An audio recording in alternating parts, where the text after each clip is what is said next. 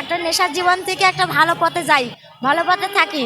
কেউ আছে ইচ্ছা করে করে, কেউ আছে দুঃখে করে, কেউ আছে কষ্টে করে, বাপ মার জন্যই করে, কেউ কেউ আছে ভালোবাসার জন্যই করে। এটা করে যদি কেউ ভালো পরিবেশে থাকে, সে কি এই জায়গায় আসে নাকি? সে ভাবে আমার বাপ মা আছে, আমার সব আছে, কিন্তু বাপ মা সাইডে থাকতে পারে, কিন্তু একটা ভালো একটা জায়গার দরকার, একটা পড়াশোনার জায়গার দরকার, একটা শোয়ার জায়গার দরকার।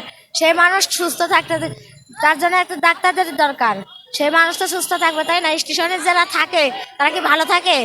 কোনো একটা প্রশ্ন করি, তোমরা অনেকেই মাদকাসক্ত, ডেঙ্গি থেকে শুরু করে অনেকেই তোমাদের মধ্যে যারা আছে তারা এটা সেবন করে। তোমাদেরকে যদি ভালো একটা পরিবেশ দেওয়া হয়, সেক্ষেত্রে কি তোমরা এই যে নেশার জীবন এখান থেকে ফিরে আসবে? হ্যাঁ, সবাই তো এটাকেও চায় যে একটা জীবন, একটা নেশার জীবন থেকে একটা ভালো পথে যাই, ভালো পথে থাকি।